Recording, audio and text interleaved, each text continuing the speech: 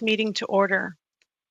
Before we begin, I'm sure you will join me in sending our thoughts and prayers to the Canadian Armed Forces members and their families following last night's tragic helicopter accident off the coast of Greece. To my fellow military families, we are with you. Welcome to meeting number 11 of the House of Commons Standing Committee on Industry, Science and Technology. Pursuant to the order of reference of Saturday, April 11th, the committee is meeting for the purpose of receiving evidence concerning matters related to the government's response to the COVID-19 pandemic. Today's meeting is taking place via video conference, and the proceedings will be made available via the House of Commons website. I would like to remind the members and the witnesses, before speaking, please wait until I recognize you by name. When you are ready to speak, please unmute your microphone and then return to mute when you are finished. When speaking, please speak slowly and clearly so that the translators can do their work. As per my normal practice, I will hold up the yellow card for when you have 30 seconds left in your intervention, and I will hold up the red card for when your time for questions has expired. I will now like to welcome our witnesses. With us today, we have the Honourable Navdeep Bains, Minister of Innovation, Science and Industry, Mr. Simon Kennedy, Deputy Minister of the Department of Industry, and Mr. Paul Thompson, Associate Deputy Minister, Department of Industry. Minister Bains, you have 10 minutes to present, after which we will move to the rounds of questioning. The floor is yours. Thank you very much, Madame la Présidente. Merci beaucoup, membres. Thank you very much, members of the committee. Thank you for inviting me today. With this over the last 4.5 years, and I appreciate the excellent work you do on a range of important issues that impact Canadians and Canadian businesses. And before I begin, I'd like to recognize the efforts of all Canadians to follow the recommendations of public health officials and keep everyone safe. Il s'agit d'un effort. This is very much a collective and cooperative effort. I've never been more proud to be a part of Team Canada. While my thoughts are with those who are suffering or have lost loved ones to this pandemic, I also want to recognize the tremendous work of our frontline workers. The interpreter would like to note that she is having extreme difficulty understanding the minister.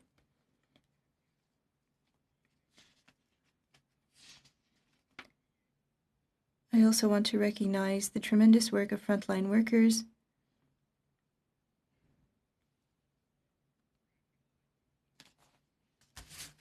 as well as those of our exceptional research community, and thank them for their ongoing work.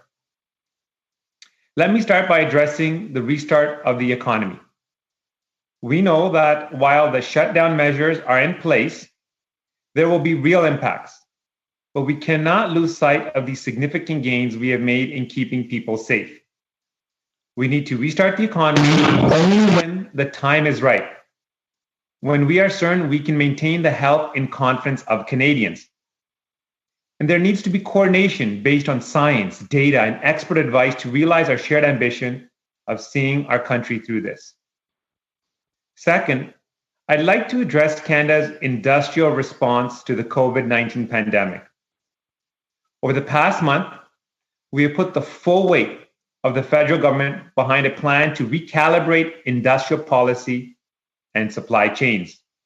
We've deployed industry and innovation programming, such as the Industrial Research Assistance Program, the Strategic Innovation Fund, Innovation Superclusters, Innovative Solutions Canada, and many other programs to rapidly scale up industrial production of masks, ventilators, and other urgently needed goods.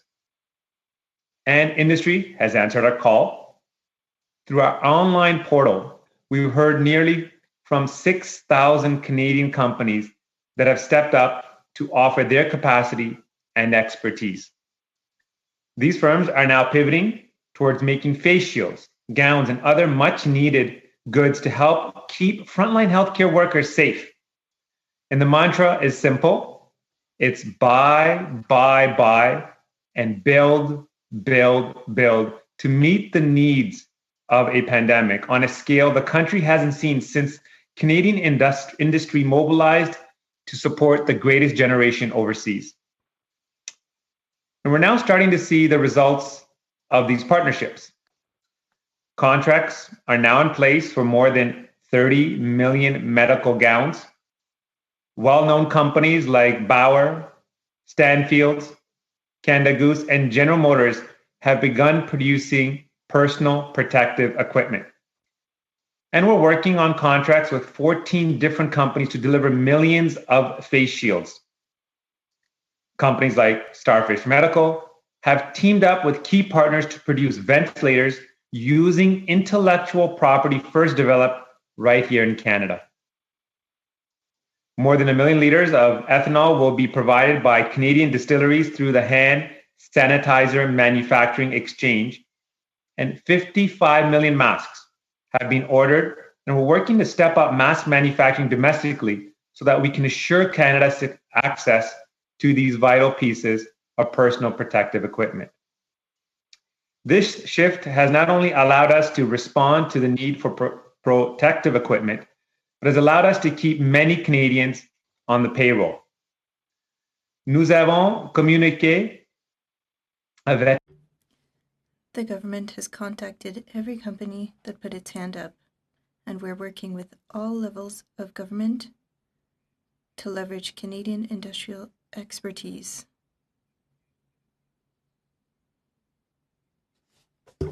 Highlight the and collaborative spirit of Canadian industry. And we continue to challenge industry to come up with new and even more innovative solutions.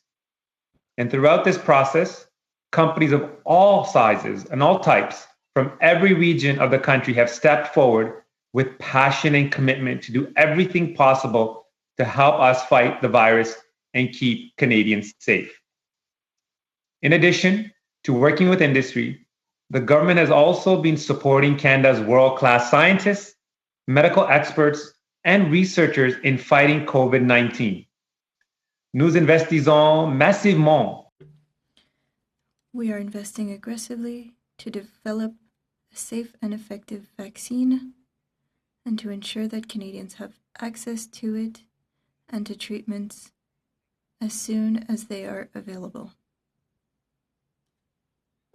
We want to deliver vaccine and other treatments so Canadians can return to their regular routines, to get the economy moving again, and to pave the way for a smooth rebound in the aftermath of this pandemic. Whether we're talking about Canadian companies or world-class researchers at our universities, the cooperation has been excellent.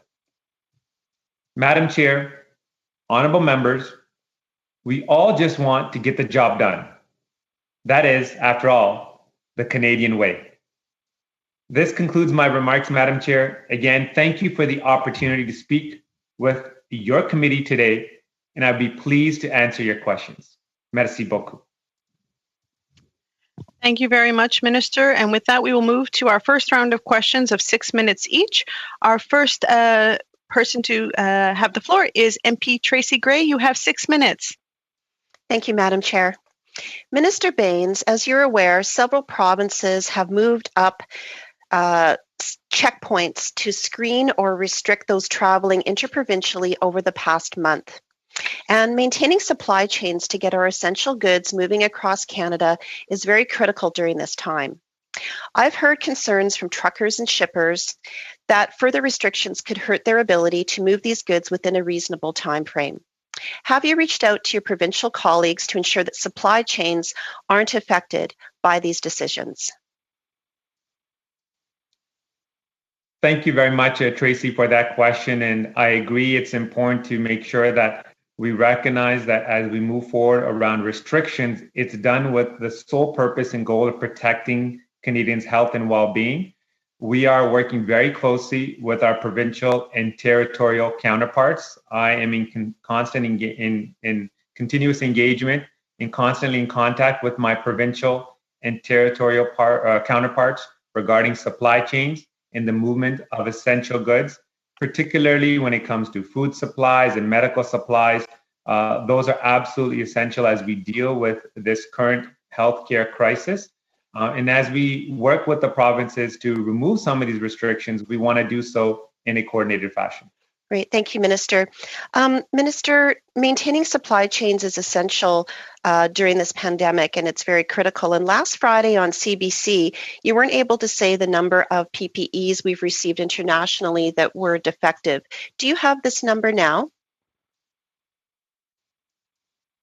Thank you very much for the question. As you know, we're going to have challenges and issues when we procure personal protective equipment from our international suppliers. That's why I highlighted in my remarks on that interview and today as well, the importance of building up domestic capacity. I don't have a specific amount to disclose at this moment, but I can assure you we are ramping up domestic supply to deal with challenges that we will face with our international supply chains, with our global partners in procuring this very important piece of equipment. There's a significant Thank you, Minister. Thank you, Minister. So I guess the question is, do we have the domestic capacity at this moment to make up the shortfall for those international deliveries? If you're not able to disclose to us what those numbers were, do we have the capacity to fill the exact shortfall from those deliveries? So the way we assess what we need is we work very closely with our provincial and territorial counterparts. My colleague, Minister Anand, my colleague, Minister Haidu, work with their provincial counterparts to understand their needs. And we recognize that we need to do more, not less. We have to have sufficient amounts in the short term, but also as we reopen up the economy. And I can tell you right now that every single day we are ramping up domestic capacity in a significant way to deal with any potential challenges we will have with personal protective equipment. Okay, thank you, Minister. And you've said in the past, and you said it here today, to quote you, buy, build, build, build. And so my question for you is, how many PPEs have the government bought, and how many are being built? Can you give us some specific numbers today? Sure. Thank you very much for that question. On face shields, with respect to how much we've purchased, it's close to 35 million, and deliveries have already started. With regards to gowns, it's 30 million gowns that we purchased, primarily from a lot of Canadian companies like the Stanfields and the Canada Goose that have stepped up in a big way, and many, many other apparel companies as well. And those deliveries have started. Hand sanitizer, again, 79 million units. With a significant amount being produced domestically as well. For N95 masks, we have again ordered in the millions, and we've received over 5 million have been delivered so far. For surgical masks, over 300 million again have been purchased or have been ordered, and we've received 18 million thus far. With regards to ventilators, this is an issue that's obviously of concern and had received a lot of attention. We have produced or have planned to produce over 30,000 ventilators in Canada, made in Canada solutions, and those deliveries have started as well. So those are some numbers that I can share with you today. Thank you, Minister. And as we're moving forward with this, what is your plan to move all of these essential goods between the provinces and the territories? So my colleague, Minister Anand, as I indicated, works very closely with their provincial and territorial counterparts. They have a table set up between the federal government and the provinces, not only to identify the unique needs of each jurisdiction, but also to understand how we can logistically make sure we're able to get the supplies out to them. So we are coordinating with our provincial counterparts, and my colleague, Minister Anand, is the point person in making sure that's done in a timely manner. Thank you. Minister Bains, breweries, wineries, and distilleries have been hit hard with restaurant closures, event cancellations, and little at-the-door sales. And some distilleries have answered Canada's call and are now producing sanitizers and disinfectants in our ongoing fight against COVID-19. Have you spoken to your provincial colleagues about opening up interprovincial direct-to-consumer shipping to help these growing and now dramatically affected industries? That's a great question, and this is something that I've dealt with often with my provincial and territorial counterparts. But this is an issue that I know my colleague, Minister Freeland, as the minister responsible for intergovernmental relations, when they talk about the Canadian Free Trade Agreement and talking about how we can better protect consumers and make sure we have better flow of goods. So this is an issue that I will make sure that I raise with her to convey to our provincial counterparts. Thank you, Minister Baines. The next 6-minute round goes to MP Erskine Smith. You have 6 minutes. Thanks very much, Minister, for being here. I want to focus in on testing capacity. We know that we are currently seeing 25,000 tests a day. We have the space, lab space and resources, human resources, I should say, to do more. And there are some challenges with supplies. Can you speak to some of the work that your department has undertaken to ensure that we have the reagent and swabs that we need? Thank you very much for that question. And that is an issue that's really important because testing is another set of priorities that we've identified with the provinces. One example that I can highlight of how we've dealt with that issue in a meaningful way is that we received a significant shipment of essential chemicals required for the production of reagent, as you had identified, which arrived in Canada.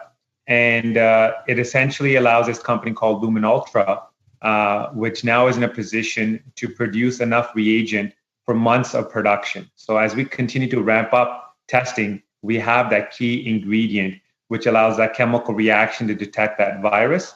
And that's one initiative that came about when that company, Lumen Ultra, approached us through that portal and said, we can build up reagent capacity, but we need some essential chemicals in order to do that. And we were able to make sure that they received that in a timely manner in order for us to continue to ramp up our testing. Are you confident that we have the reagent capacity now to hit that 60,000 tests a day? This example that I highlighted significantly ramps it up to about 500,000 tests weekly for the foreseeable months. And we're also building up other measures as well to make sure we have sufficient amount of reagent. So I can say that in the short term, we have what we need. Presumably, health is setting the targets for us to hit with respect to testing capacity. Do you have a sense of the capacity that we require and what then you are tasked with helping to build? So there's different elements to this. Of course, health wants to work with the provinces and see what capacity they have and build up capacity. That's really been the goal when we're talking about flattening the curve is one aspect, but also building up capacity and test capacity. And we are working with the provinces to identify, what kind of testing solutions they're looking for. And really, they have the ability to ramp up testing, and we want to be there to support them. And we are in constant contact with them through the health department and the Minister of Health to do those issues.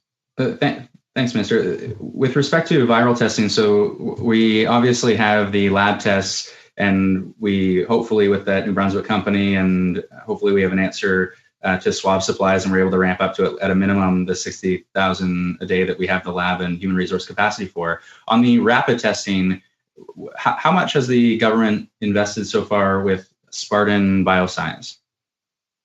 So that's a great initiative. Spartan Bioscience is an example of a Canadian company that we engaged earlier on through the Industrial Research Assistance Program to help with their prototype and proof of concept for this diagnostic equipment that would allow for testing to be done upfront and provide rapid response, as you indicated.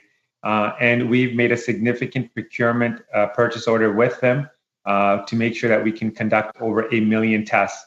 And this is going to be critical for many of our rural and remote communities, also to many of the clinics that are dealing with patients. And as we look to open up the economy on the front lines like the airports, this is going to be an essential tool. Right. So I can't agree with you enough that it is an essential tool for reopening. And so if we are looking at a million, capacity of 1 million tests doesn't go very far, I would say, as we look to reopen the economy. And so do we have a sense of what our investment translates into in terms of tests and how much more investment is then required to scale up to the necessary level? So just to give you some additional context, we put out a challenge to Canadian companies. And as I said, we are really mobilizing industry. We're mobilizing our science community and our highly skilled innovators. And through the National Research Council, as well as the Innovative Solutions Canada, we made a request to different companies and Canadians to say, what kind of solutions could you have for home test kits, for rapid testing? We received over 100 submissions, and we're evaluating those on their merits, and are going to identify the ones we can scale up in a significant way to complement what we did for the Spartan Bioscience Initiative. Thank you. I would also encourage you and your office to reach out to existing manufacturers elsewhere around the world that have tests that work. So we know Abbott Labs, for example, has a device that can provide results in 15 minutes, and they haven't even sought Canadian approval. So I would encourage your office and others at the government to reach out to Abbott and to reach out to other companies, and let's make sure that we have these devices that are in operation elsewhere, in operation in Canada as well. My last question is in relation to digital contact tracing. And I'm curious to know what efforts are underway, and are those efforts going to build off of Google and Apple's work, which seems to me the most sensible way with an open API. It seems the most sensible way and most efficient way to get to some digital proximity tracing. So when it comes to contact tracing, it is one tool that is being discussed fairly often in the media and by the public, and rightfully so, because it's the tool that's being used in South Korea and Taiwan and Singapore with a certain degree of success. We're looking at those international experiences. We are working with a range of companies to understand what solutions they want to provide. The key element here is to make sure that we engage. Unfortunately, Minister, that's all the time we have for that round. I'll come back to that. Sorry about that. Thank you. Notre prochaine. Next round. Mr. Lemire, you have 6 minutes. Thank you, Madam Chair. Thank you to Minister Baines for being here with us. I would like to introduce my colleague, Mario Simard, who is the new spokesperson for Innovation and Science. You may be aware of this. Mr. Baines, I am the new spokesperson for Industry, and I have Simon Pierre Savard-Tremblay and Martin Champoux, who is spokesperson for Communication. I would like to talk about access to internet and cell phone service is absolutely essential. A lot of workers are doing telework. Teachers, for example, who have to keep working on education at home, parents at home, and there are families in Abitibi-Témiscamingue that need to have 3 internet connections. They need a home line, a cell phone, and this situation is creating significant costs. And in this crisis, we're seeing an excess of data, an overuse of network, and a significant increase of costs. We need to have services that are of good quality and affordable. I would like to also add, is it normal that an MP in a region like mine has to purchase a satellite phone in order to reach all of their constituents? Thank you. Thank you very much for your question. The situation is dire. I understand your passion. High-speed internet is not a luxury. That's why we have a plan to innovate and help rural communities with high-speed internet. Miriam Monsef will table a solution which will make things better for a lot of communities. The interpreter would like to note that unfortunately she cannot hear the minister.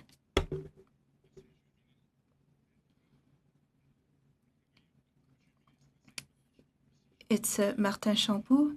I'm going to be asking the next questions in order to stay on the topic of high-speed internet. Martin, I'm just going to interrupt you. I can't hear French interpretation. I just want to make sure that interpretation into French is working, because we are seeing why high-speed internet is absolutely essential because it has an impact on the quality of sound. I'm going to move on with my question. Again, I'm not hearing the French channel. You can put yourself on the floor. There shouldn't be any translation because we're speaking French. Mr. Minister, you recognize that high-speed internet is becoming an essential service. This is something that we can notice with the current crisis. You stated during a conversation we had to accelerate the process and to decrease timelines. You want 100% of Canadians and Quebecers to have access to internet and more quickly. My question is then, what timelines will be considered reasonable for now so that everyone has fair access? Thank you again for your question. We need to have a better strategy for timelines. The interpreter regrets she cannot hear and thus will not interpret the minister. Can you hear me now? Oui, vous avez une connexion un peu. Your connection is not great, but I can hear you. Thank you for your patience. You're right. We need to change the timelines for rural Canadians. We have a point of order on the floor. Yes, Mr. Jushin? Thank you. What is happening is that we are hearing on the English side, we are hearing the minister speak French loud, and it is difficult to even hear then the interpreter. Okay, Minister, when you're speaking French, if you can make sure that your little global button is on French and not on floor or off, because otherwise the translation speaks the same volume as you. Thank you. Madame la Présidente, est-ce qu'on peut s'assurer de combien? Can we make sure that there's enough time left and that this doesn't impact the time that Martin has left? I promise you, Monsieur Lemire, I stopped the clock for this issue, for this point of order. So he has 1 minute and 37 seconds left. Thank you again for your question. You're right. We do need to change timelines for high-speed internet. My colleague, Miriam Monsef, is responsible for this initiative, and I'm certain that she will be presenting solutions that will help people living in rural communities. I understand that you can't give an estimate. Will it be 2 years or 5 years? Things are still a bit unclear, correct?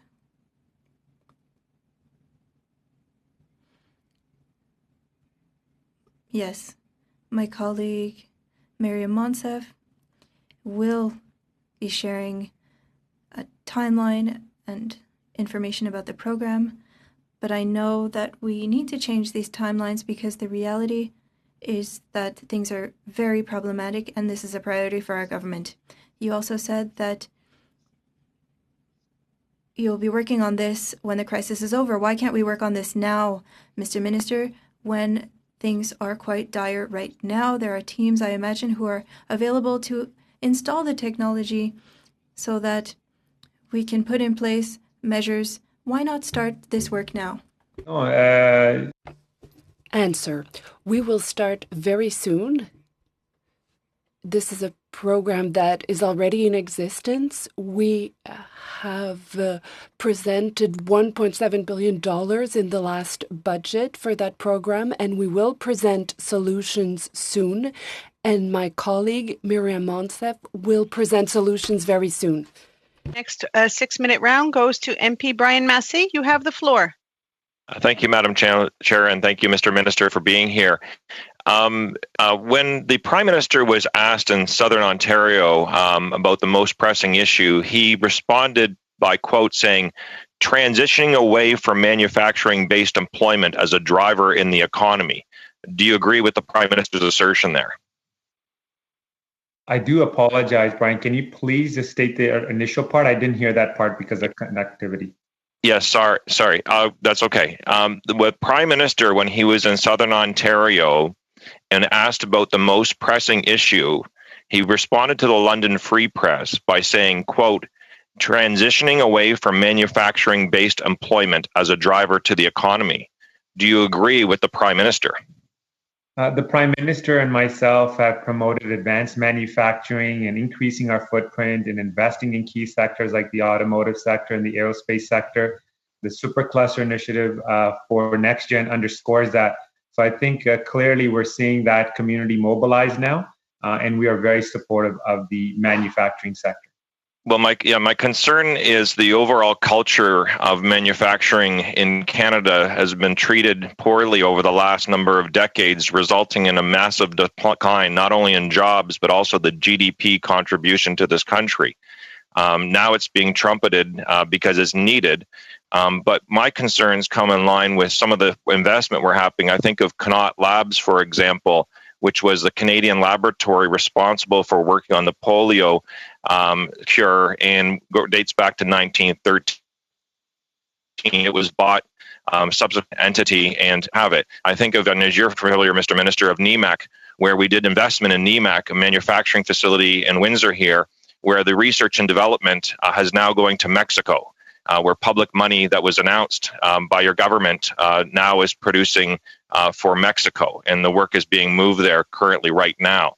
So my question is this: we're doing some of these contracts and supply initiatives, what is being done to protect that investment to stay in Canada, including the intellectual property, the investment, and the machinery, so that when this is done, we'll still continue to have that investment in Canada? Are those stipulations part of the deals? So you raise a very good point, which is we've got some world-class manufacturing here in Canada. We want to mobilize that for Made in Canada solutions. Canadian companies are stepping up. They're providing solutions. They're helping Canadian frontline healthcare workers. And in this process, we're generating intellectual property, we're generating ideas and know-how, and we want to see those benefits in Canada. So when we engage with companies, we make sure that we clearly align ourselves with Made in Canada solutions that will remain here in Canada, that will benefit Canadians, and also enable us to help other jurisdictions by exporting to those countries. And that has always been our goal, which is we want to see Canadian companies succeed within Canada, but also succeed internationally as well. And if it's intellectual property, if it's when it comes to research and development, we want to make sure that those efforts remain in Canada. So even the purchasing of equipment to scale up, you're saying, is that in binding contracts with the supply chains that we're supporting now?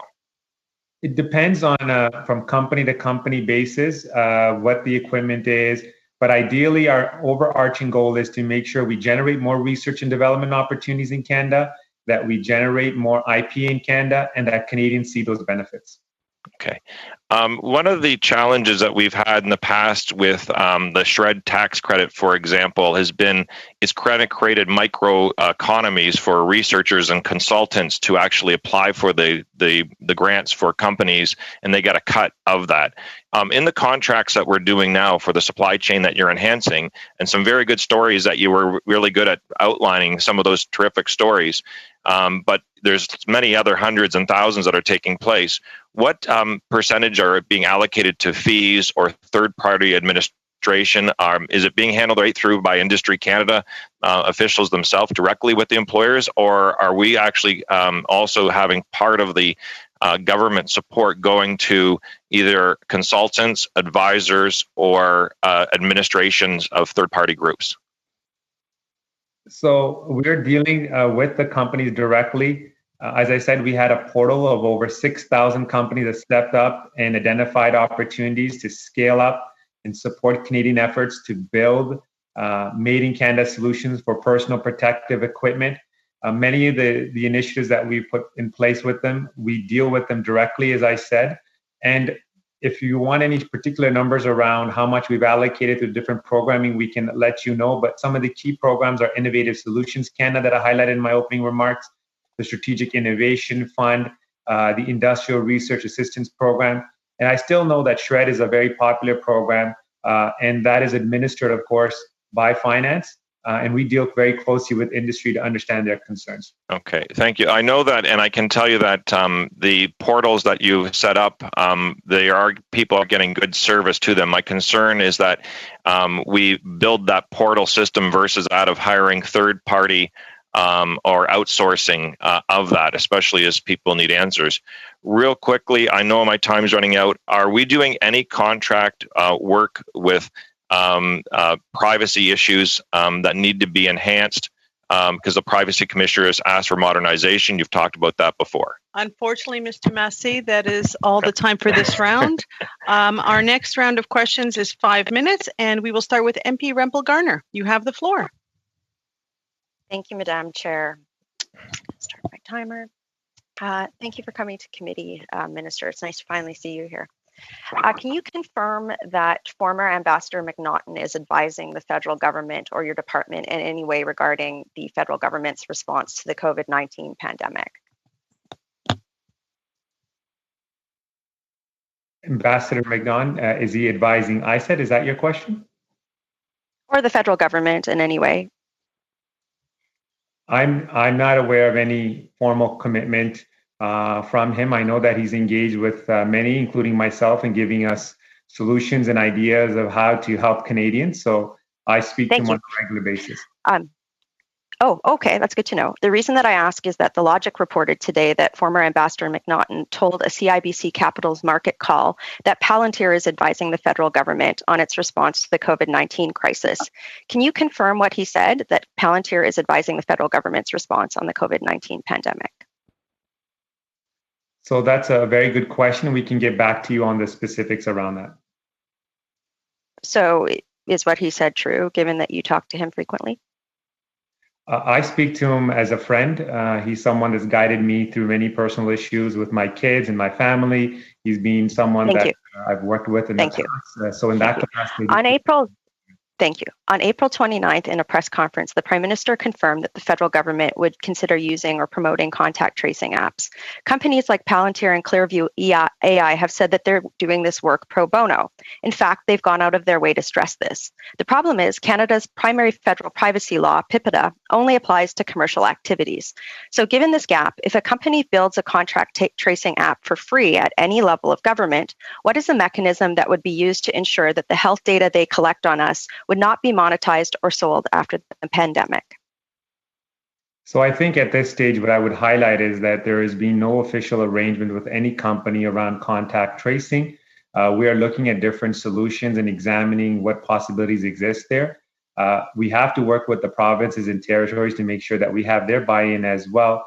And I can assure you that when it comes to privacy, that is of paramount concern.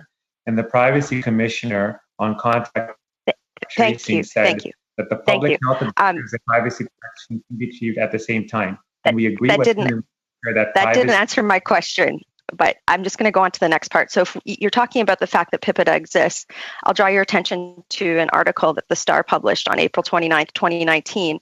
It's called "Facebook is Laughing at Canada's Toothless Privacy Laws." And the article states that Canada's law doesn't give the Privacy Commissioner to actually tell Facebook to do anything if, and it's a big if, Facebook is actually found to have violated Canadian privacy law.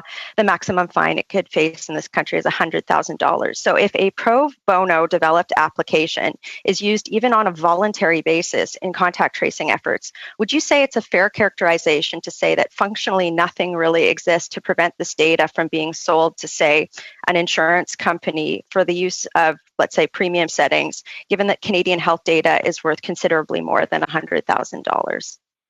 So when you mentioned PIPEDA and the $100,000 fine, I'm glad you mentioned that.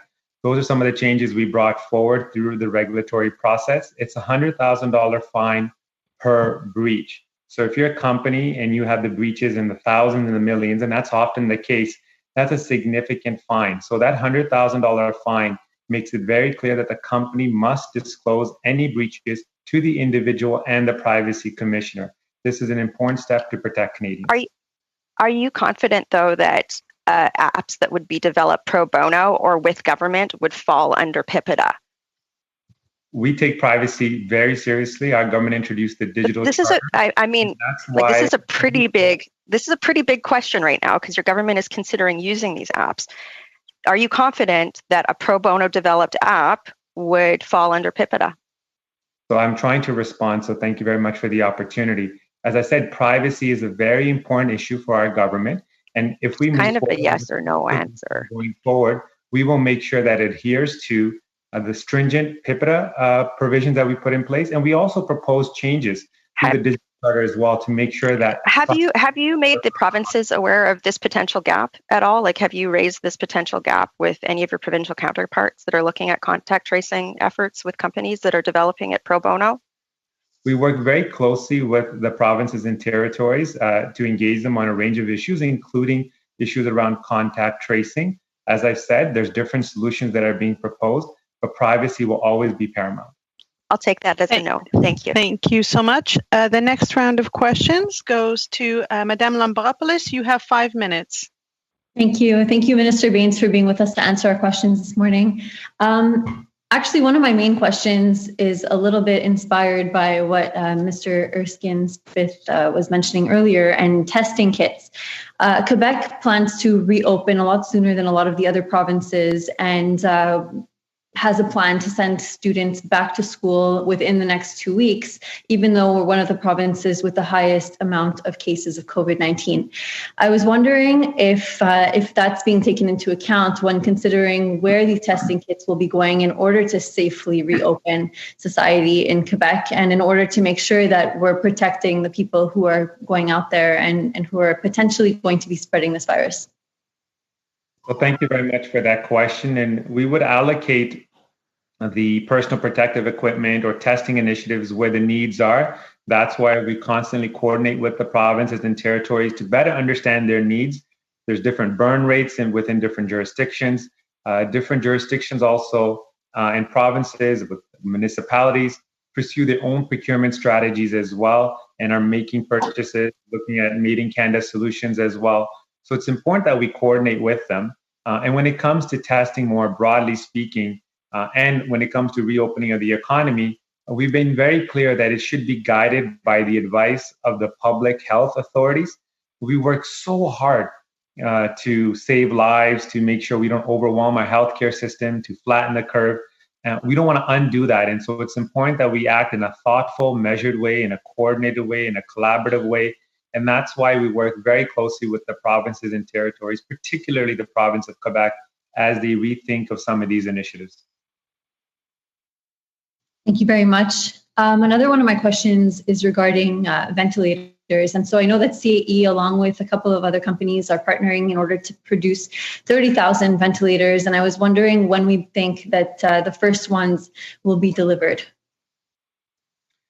So when it comes to ventilators, CAE, Star Medical, for example, the Art McDonald Initiative, we've seen companies after companies step up in a very thoughtful way and come forward with a solution. And I had the opportunity to speak with Marc Perron, the CEO of CAE, and this is a great initiative. They've got the history, the technical know-how, the understanding.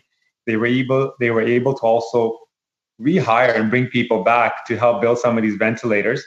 We went from a letter of intent to a purchase order, and now they will be delivering the ventilators in a matter of weeks. And so this is really promising news for us because we know that we're in a position not only to help out Canadians, but possibly other jurisdictions, other countries as well. Thank you very much. And my final question, which I had asked in a previous meeting, but I'm hoping you can answer it today, is what exactly is the procurement process and what role does ISED play in this particular process? I have a lot of companies that have come to me once we announced, Canada's, what's it called again? Canada's plan to mobilize industry. And so a lot of them had written to me and I kind of led them through the application process, but what are the next steps after that? So as Brian Massey was mentioning before as well, this is a very customer-oriented initiative directly dealt by the government with the companies without any third-party intervention, and we deal with them on a regular basis to understand the opportunities through the portals. When it comes to ventilators, I'll give you an example of this. What we had Health Canada, procurement, and medical experts all together evaluating some of these proposals. so we could quickly make a determination, sign a letter of intent, and then work with procurement to get that purchase order out. So it's about creating these SWAT teams that can analyze some of these proposals that are more technical in nature. And when it comes to other promising opportunities, then we deal with Procurement Canada to make sure if we can help company with a procurement initiative, then we work with Minister Anand's office. Thank you very much. I'm not sure how much time I have left.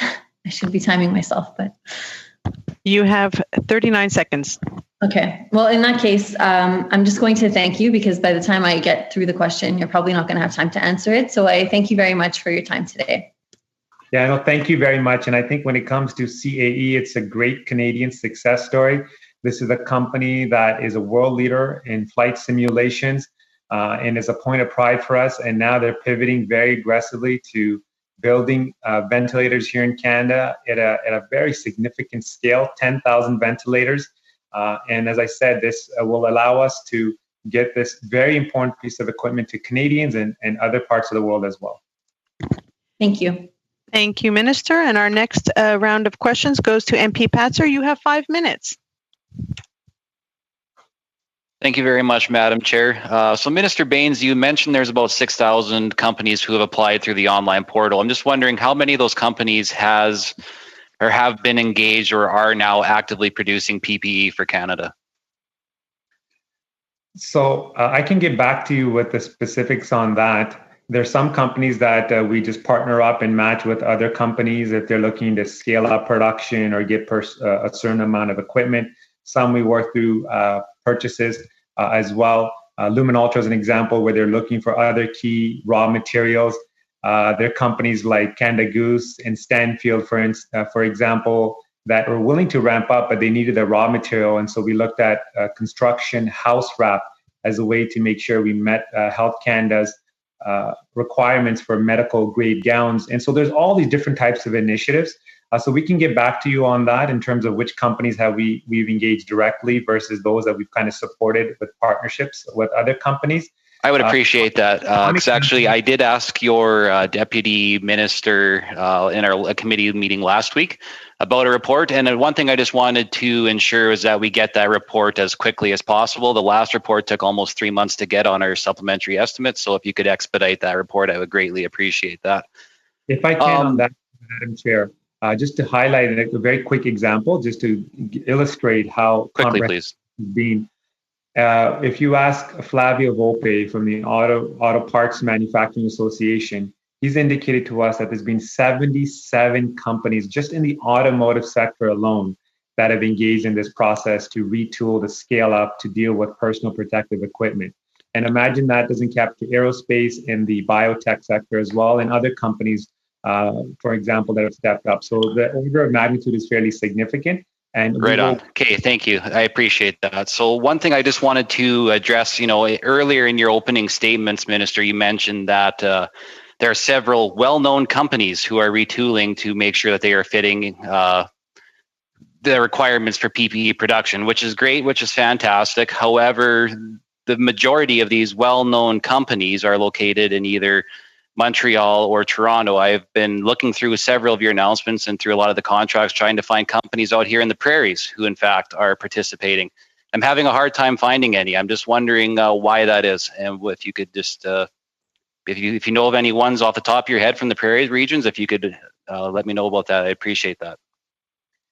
So thank you very much for that question. And I can tell you right now, we've seen companies across the country step up in a big way. And we'd be more than glad to provide you with the names of the companies out west that have been involved in this process. And it is a point of pride because we have expertise across the country.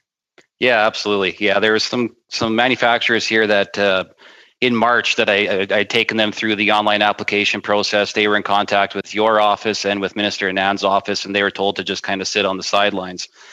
And it kind of bothers me because there was an announcement just recently this week, I think it was, with a company called Medicom, and they're in Montreal, and they were told, or they were given a contract to produce masks. But in the report, it says that they can't actually start producing until July.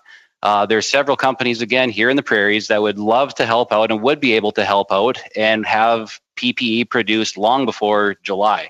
So I'm just wondering, why are we waiting until July?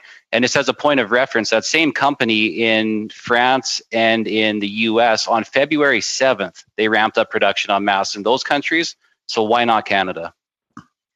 So again, thank you for that question. When it comes to Medicom, they are actually delivering masks presently. The specific issue that you're raising is additional capacity that they're going to build up. And that will take place in a few months as they're retooling and getting the equipment that they need for additional masks. That's close to 40 million plus masks that they'll be producing, both N95 and surgical masks. The same thing with the GM Canada, for example. But with Medicom, they already are engaged with us in delivering masks at the present time. So I just wanted to highlight the difference that they have current capacity, which is producing masks, but in Canada, though, is that in Canada, or are they relying solely on those coming from France, from the US, from other countries? Is that in Canada now that those masks are being made? I think one thing we need to recognize is that the supply chains are integrated. So they need to work with other jurisdictions in order to deliver this. That is why we're working with them to build up domestic capacity in order to deal with some of these supply chain issues that we've been encountering over the past few weeks and few months. Okay. Yeah. Just again. Oh, thanks, Madam Chair. Sorry about that. The next round of questions go to MP Johari. You have 5 minutes. Thank you, Madam Chair, and thank you, Minister. So in your opening remark, you stated that the restart of the economy depends on two factors, at least the way I understood it. One was the fact that the time is right. The other one is the close coordination between the provinces, territories, and municipalities, as well as the data and evidence, which I believe you're pointing to the Public Health Authority. My colleague talked about the testing vis-a-vis the capacity and the supply. Where I want to ask you the question is, as we are launching these initiatives for small businesses and the economy, and they're taking roots, now we are to focus on restart of the economy. And that was very interesting that you opened your remarks on that. Is there a roadmap? Is there clear roles and responsibility between these various levels that you've talked about? Is there some timelines that needs to be developed? Do we have some guidelines to monitor? Let's start with roles and responsibility that you believe the different levels of government's got to play to be able to put this roadmap together. So this is going to require a collaborative effort. We have to work with the provinces. We have to work with them in a manner that we're sequencing things. We also have to work with industry. Let me just illustrate some examples to highlight that, because the situation is very different across the country in each and every single province. For example, let's take fisheries out east and out west primarily.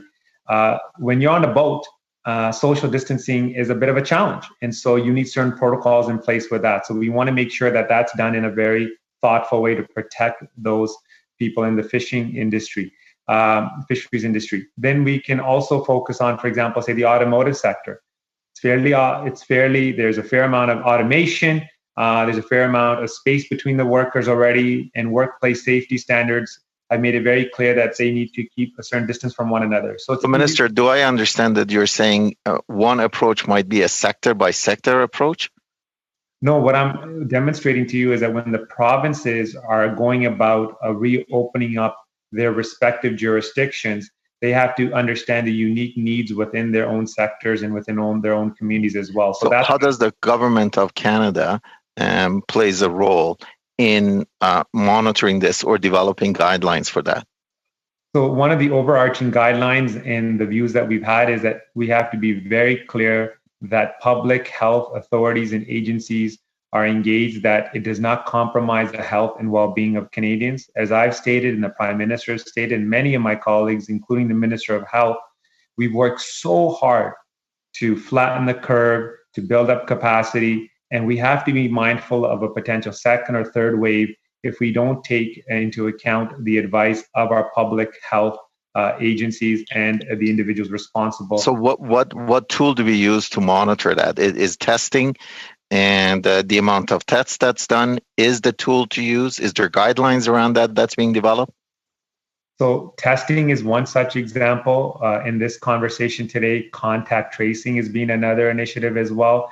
These are examples of tools that we need to look at to demonstrate confidence for the broader Canadian public, to make sure they understand that their health would not be compromised, and to make sure that people feel empowered when they go out there, that there's appropriate tools that they have at their disposal for them to be able to be safe and protected. So is it fair to say that contact tracing, whether it's digital or others, other means, as well as testings, are going to be the drivers or the data that the government is going to look for to be able to provide the general guidelines? But a lot of my constituents and a lot of small businesses are looking for a roadmap with certain timelines and certain key drivers that they would know that the economy or their industry or their segment is going to start. Is something in works that we could say that it's going to happen in that roadmap with those drivers are going to come in a month, in 2 months, in 3 months?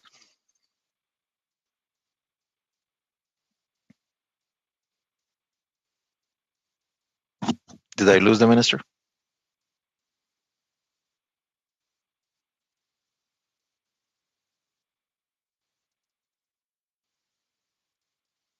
Madam Chair, did I lose the minister or did I lose? Can you hear me? Minister, you're on mute. Yeah, can you hear me now? Yes. Okay, so I do very quickly. Yeah, just very quickly, I want to highlight the fact that each jurisdiction is going to have their own timelines. They're going to deal with their own unique economic circumstances and the different sectors that are going to be engaged in this process. And we need to be thoughtful and deliberate about that and understand that we can't have a one-size-fit-all policy. We're going to have unique guidelines, but each jurisdiction is going to be sequencing this in different stages. Thank you very much. Thank you, Minister. Our next round of questions go to Simon-Pierre Savard-Tremblay. Vous avez 2 minutes et demie.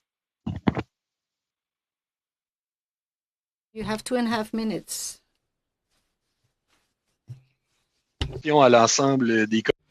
Hello, everyone. Just a quick parenthesis here. I would like to ask colleagues to use these headsets because we can definitely note a difference in sound quality between those who use it and those who don't. We talked about the sustainability of technology, and I think it would be good to set an example. So thank you. My question, I would like to thank the Minister for being here, of course. You mentioned investments in the automotive sector.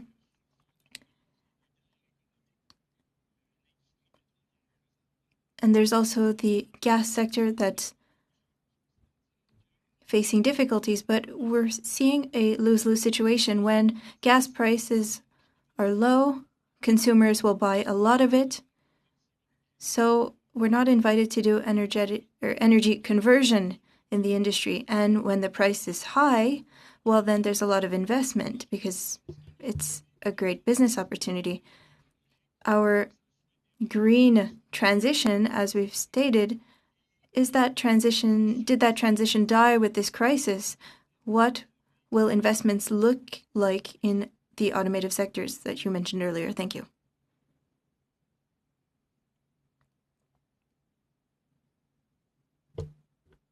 So merci encore. Thank you again for your question.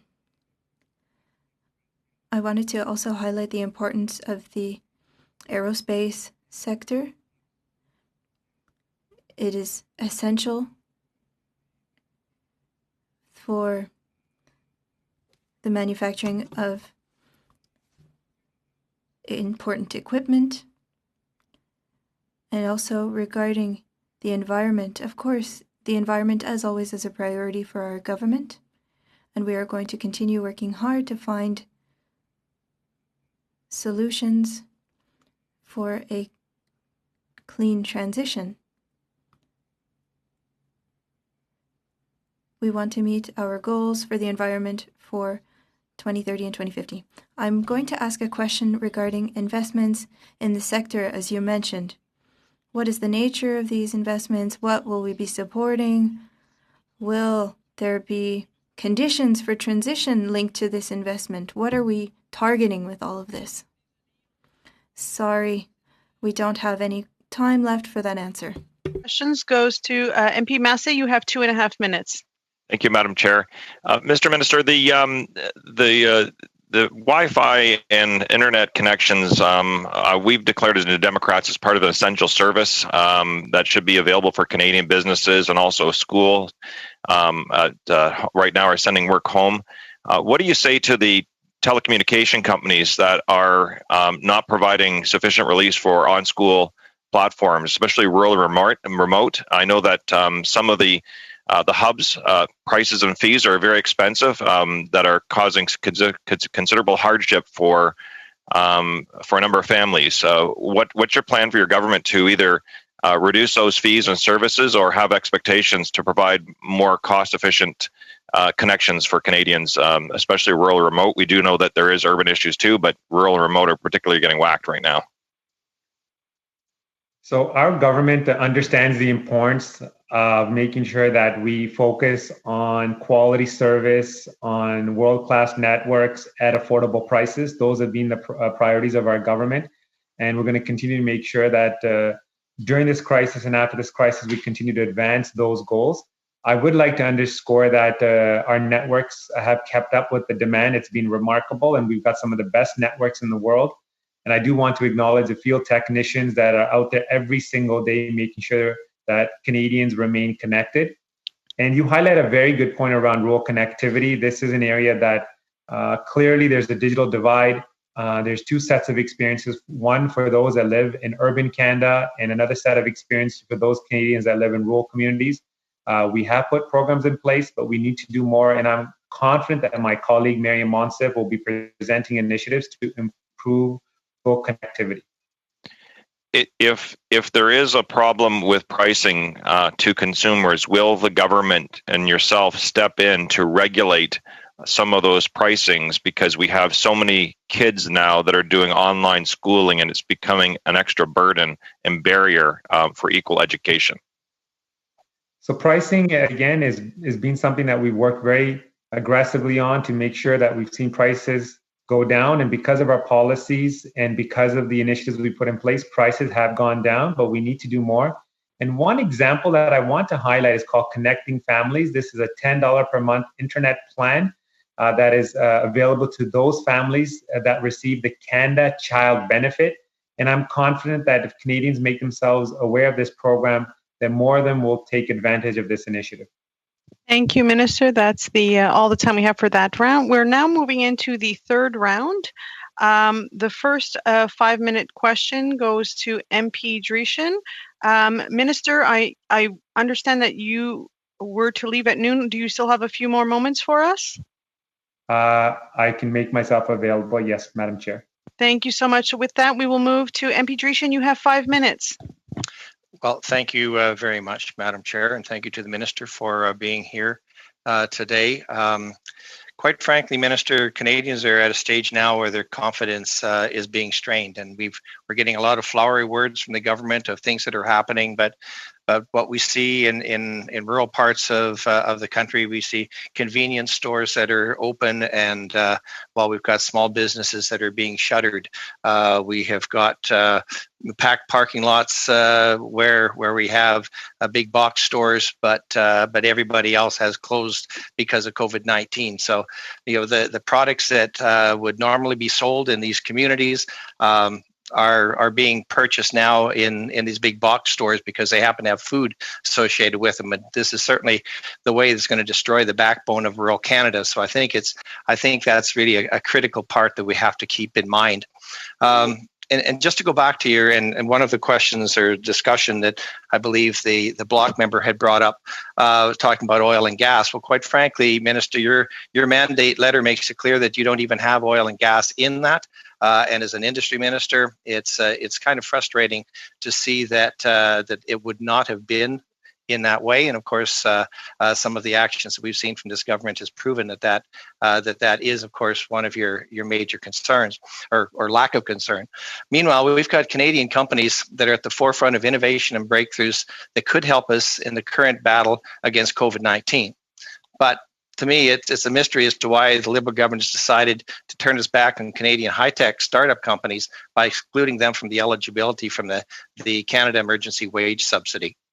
So could you perhaps talk about why it is that some of these high-tech startups are finding it so difficult to be able to be engaged in this program?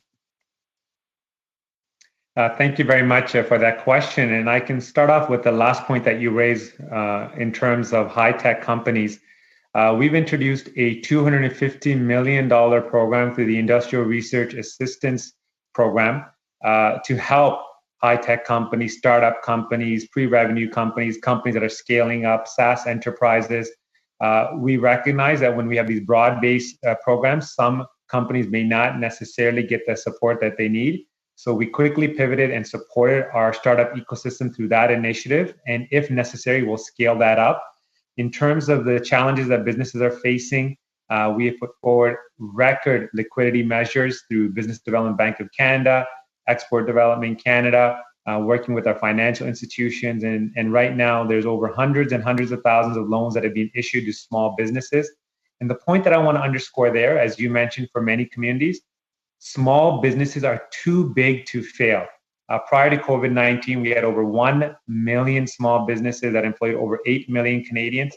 That is why we're working around the clock to support our small businesses through the different measures that we've introduced over the past several weeks. Well, when it comes to the oil and gas sector, very quickly on that, because you raised that point, I work very closely with Seamus O'Regan to make sure that we look at investments to not only see that in that sector thrive, but of course they're facing their set of challenges. So we're focusing on the small and medium-sized enterprises and how do we help them transition this energy sector transition to a low-carbon economy. I think that point that you just made is one of the issues that people are understanding, that this is the attitude of this government. And unfortunately, we can shut it down here in Canada if you like, and if that's what the government plans, but it is simply going to come from other places in the world that quite frankly don't care about the environment. And I know we've had this discussion many times. So I certainly understand where this government is coming from in that regard. But getting back to small businesses being too small or being too big to fail, well, quite frankly, the going into more debt is not something that's going to help them. They're going into debt while other companies, are able to keep their doors open because of the fact that they might be selling some food in that area, and all of the things that need to be purchased are being purchased from these larger companies rather than the small companies. And we're going to see the hollowing out of small communities because of this. So we keep talking about all these flowery things that that we're really helping, but if all you're doing is giving debt and more debt to these small companies, they're just going to not be able to get ramped up again. So we have to recognize that. So when everyone says, "Oh, you can borrow some money from BDC or EDC," which of course small companies aren't going to be able to, this is very hollow for the small mom and pop shops that have never had a salary, that their work, quite frankly, many of them, the work that they get is, or the money that they send out for salaries is more than they get for their business. So I think it's something that you have to think about. Thank you very much. Thank you, Mr. Dreeshen. And our next round of questions goes to MP Asasi. You have 5 minutes.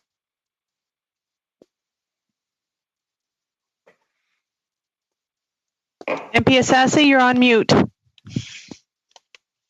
Apologies for that, Madam Chair. Thank you very much, Minister, for appearing before our committee today. Thank you for making yourself available. Now, I think it would be fair to say, given the various activities that you have undertaken over the course of the past month, that you have essentially become the mobilizer in chief. And you are in contact with various segments of our economy. I don't think you had enough of an opportunity to talk about the great work that Canadian scientists are doing. I know that's something that you take personal interest in. And I was wondering if you could provide us with more of an update on the excellent work that our scientists at the University of Saskatchewan are undertaking. Now, I know our government did make available to them an additional $23 million so they could continue on with their cutting-edge research. Could you provide us with an update on the exceptional work that they're undertaking at the University of Saskatchewan? Thank you very much for that question. Just very briefly, Madam Chair, because I didn't have the opportunity to respond to the questions before, but from the previous round, when it comes to rural and remote communities, we've invested significant amounts of money through the regional development agencies. And these are agencies that exist across the country to help small businesses with the healthcare crisis that we're dealing with. And again, I want to underscore, when it comes to the oil and gas sector, they are going to be part of the transition. We work very closely with them, and I have a great working relationship with Seamus O'Regan as well. And this is an area that we understand has been hit hard, not only by the healthcare crisis, but also with regards to the price war between Russia and Saudi Arabia. So there's many challenges that the sector is facing that are not necessarily within our control. With the questions asked by the parliamentary secretary around science and science mobilization, I think it's a remarkable story. We as a government believe in science. We reinstated the mandatory long-form census. We're the government that made historic investments in science. We've got some of the best world-class researchers and scientists that are empowered and engaged with vaccine development, with therapeutics, and with other countermeasures.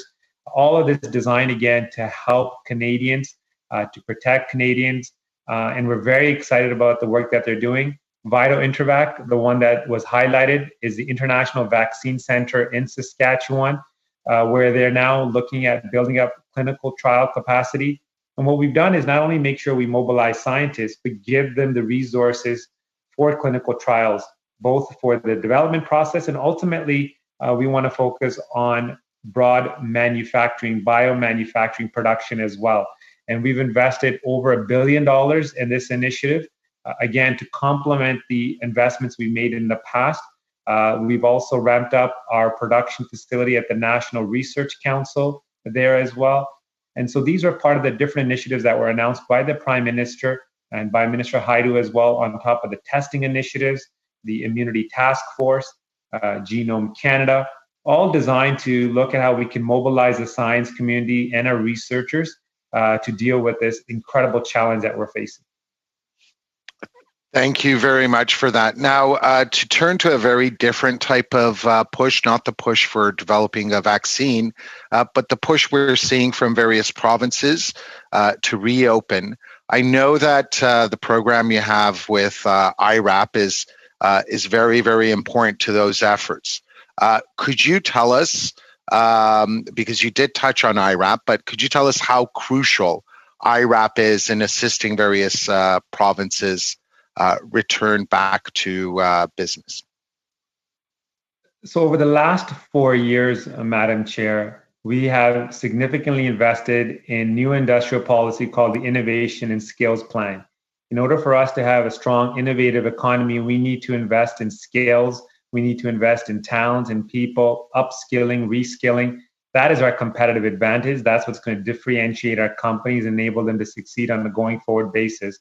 And so the program that we've identified that works with companies across the country in different provinces is the Industrial Research Assistance Program that will enable companies that were not eligible for the wage subsidy to be able to support their highly skilled innovators. And this is about retaining top-tier talent within Canada. Thank you, Minister. Our next round of questions go to MP Rempel-Garner. You have 5 minutes. Thank you. Minister, I was just going back to the line of questions that I had before. I'm wondering if you could point me to any section of PIPEDA that would apply to a contact tracing application that was developed pro bono. Again, it's a hypothetical. I don't know which pro bono app you're talking about. As I said, we're engaging with many different companies to look at different solutions. And of course, PIPEDA and the Privacy Act would apply. I'm also wondering just in terms of the nature of consent, I'm assuming your department is doing some research on how privacy would apply to this. Let's say that one of these apps had some sort of terms and conditions, as we know all of these apps do, and essentially asked you to sign away your rights to this data or your privacy, as many apps, as we know, already do. What would what would your interpretation of the nature of consent be in that situation? Like how can you sign away rights to your health data and like in a situation where you potentially need to have access to this app so you're not in contact with a deadly virus? Is your department doing any work specifically to deal with that? And again, like I kind of don't want the word salad on privacy is important. Like, what is the specific work that you guys are doing to ensure that that's not that wouldn't be the case in that situation? Privacy is important, and I want to say that often enough because Canadians have said that to me, and I have no hesitation in saying that. That is a priority of our government. That's why we advanced the digital charter. When it comes to consent, as you highlighted in your remarks, plain simple language is one of the initiatives that we put forward through the digital charter as a ways to make sure that we empower Canadians, that they have more control over their data. When it comes to any particular solution that you're highlighting, I'm not aware of any specific initiative that we have endorsed at this stage. And so therefore it's a hypothetical. But I again want to underscore that protecting Canadians' privacy has been and will continue to remain a priority for our government. Okay, but like we're kind of beyond the point of hypotheticals. I mean, the Prime Minister has said that the government is looking at contact tracing apps as a way to deal with reopening the economy. So I kind of reject your assertion. And if you're saying it's hypothetical and your department hasn't gotten on this yet, I don't really think that you are taking privacy seriously. So I guess I'll ask again, given that this is something that your department should have been seized with, given the Prime Minister's comments, what part of PIPEDA would apply to an app that is developed pro bono? Again, we haven't endorsed any particular app. Companies are approaching us with solutions. We're listening to them. We're engaging with them. And when it comes to apps, they got to be voluntary. They have to comply with the Privacy Act. They have to comply with PIPEDA. And these right, but what I'm saying is I'm not sure PIPEDA would apply in this situation, right? So what are you doing to... That's what I'm saying. Like you are yourself are posing a question and answering it. So maybe you can speak to the specific app that you're trying to highlight. Well, the Prime Minister has said that you guys are looking at different options. So one would assume that if you are trying to engage with companies to do this, the art of negotiation is that you would have a set of standards to go with. So your response to me suggests that you're just treating it like a hypothetical. So if you're talking to companies, as you said earlier, you said you're talking to many different companies. What framework are you using to ensure that consent wouldn't be waived away? Or have you developed a formal privacy consent framework that you're giving to these companies? Is there anything that you're materially saying, here's the line, the demarcation line for Canadian health data and how we don't want it monetized or sold? What's there? Well, we've been engaged with the Privacy Commissioner on contact tracing. And the Commissioner mentioned recently that public health objectives and privacy protection can be achieved at the same time. And we agree with this commentary by the Privacy Commissioner. And so it's about moving forward. But what are you doing? What are you doing? How are you, when, as the Prime Minister said, you're engaged with companies, what are you telling them? Especially since PIPEDA might not apply in this situation. Privacy cannot and should not be compromised. But that's not doing something. That's a statement. So. That's not an action. It's a statement. Canadians want action. We've been very clear. I'd like you to say, here's what I'm telling companies. I'm doing my best to answer, but you keep on interrupting me. Well, you're kind of giving me word salad. So no, I'm giving you a response. I do not like the response, but I'm being very clear about what our priorities are. I don't like the response. That's your prerogative, but I'm doing my best to answer. And with that is all your time, Mrs. Rumpel-Garner. The next round of questions go to MP Longfield. You have 5 minutes.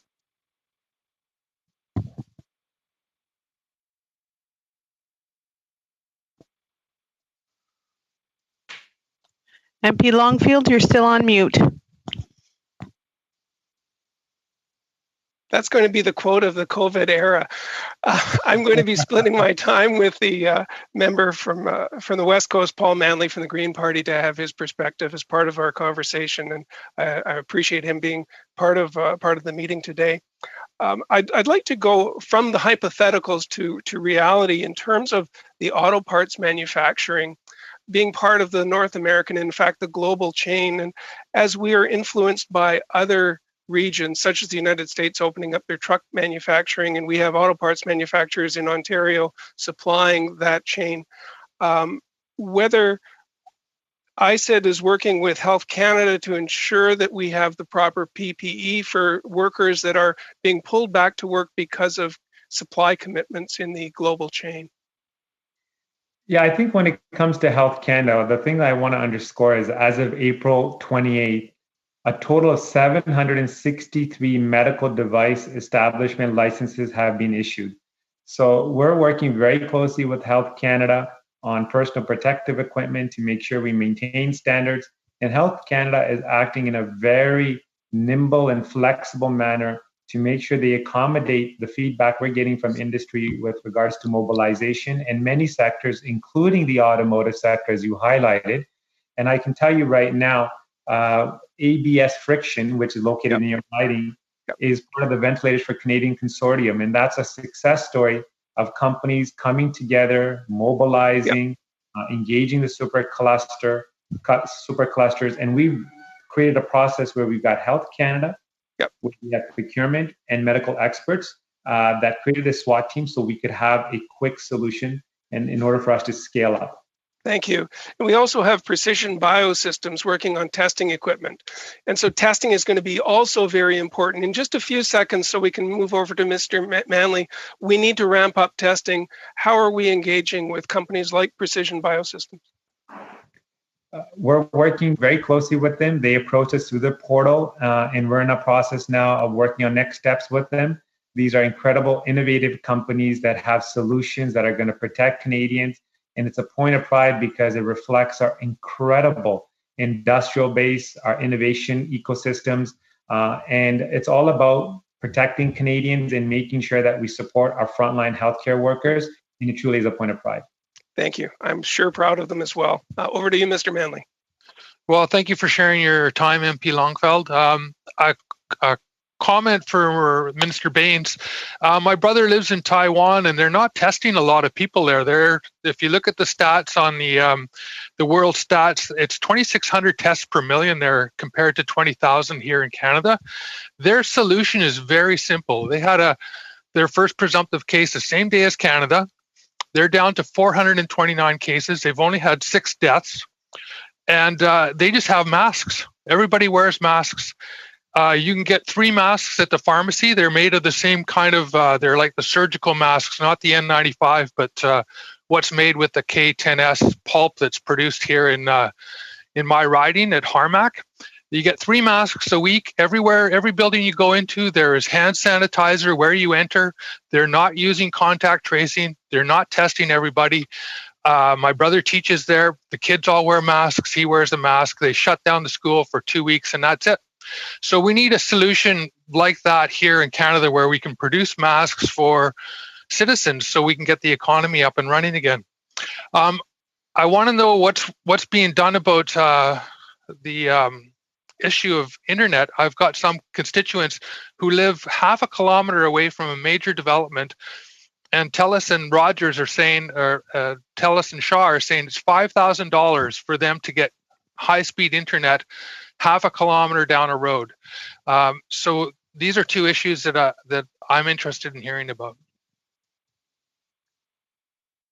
Thank you for those questions. And I think the Taiwan example is one where we're looking at what they've done. We're also looking at what other jurisdictions have done. And just to illustrate the domestic capacity we built to deal with some of those opportunities, hand sanitizer, domestic capacity for hand sanitizer is now at 15 million liters per month. That's 6 Olympic-sized swimming pools. So that's an example of the kinds of capacity that we built within Canada to deal with the reopening of the economy and making sure that people have easy access to hand sanitizers. And on masks, we've highlighted the domestic capabilities as well. And on internet connectivity, just very quickly, because I see the red card, we'll continue to engage with the telecommunication companies to deal with this digital divide. Thank you. Thank you so much, Minister.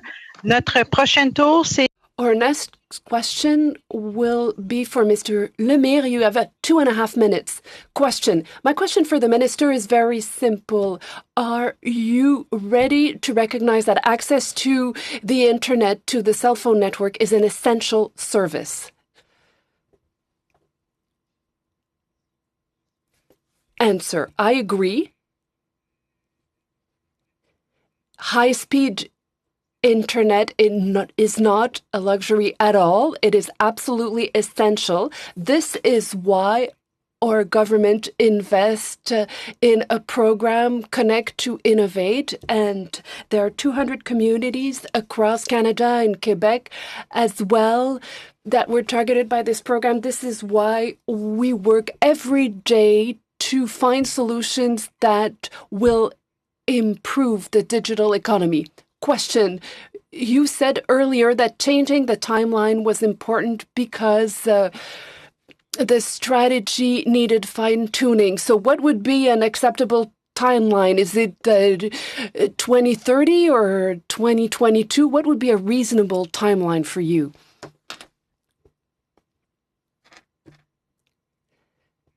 Answer. You asked a very good question. My colleague Miriam Monsef is responsible for this strategy, and she will present solutions very soon for all Canadians because this issue is absolutely important for our government, and I'm certain that we will work with all members for a solution. Question. I will work in that direction, and I want to say that a program will have to be flexible, adapted to the reality of each region, because right now the programs are not adapted to each region. We want cell phone and internet to be affordable, and we want for 100% of Canadians and Quebecers to have access to these programs and not 95% of them as the case is right now. I look forward to working with Minister Monsef. Answer. Thank you. Thank you once again. And we will work together. That's absolutely right. Question. And we will need fresh money. That will be the key to success. Thank you very much.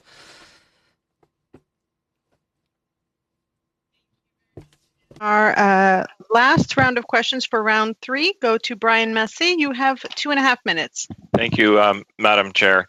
One of the things that we saw happen is the Business Development Bank, is involved with the loans and the government liquidity programs.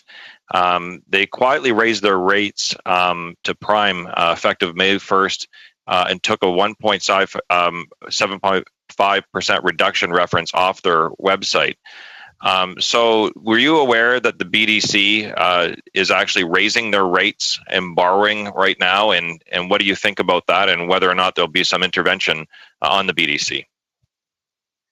So thank you for that question. And our overarching objective is to do more, not less, to be flexible and nimble, and to help as many Canadians as possible. That's why we put forward these liquidity measures.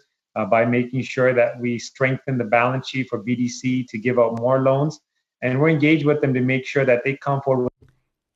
Et nous essayons de faire en sorte qu'ils nous offrent la meilleure option possible pour les Canadiens et les entreprises canadiennes. Et donc, nous allons continuer à travailler avec la Banque de développement.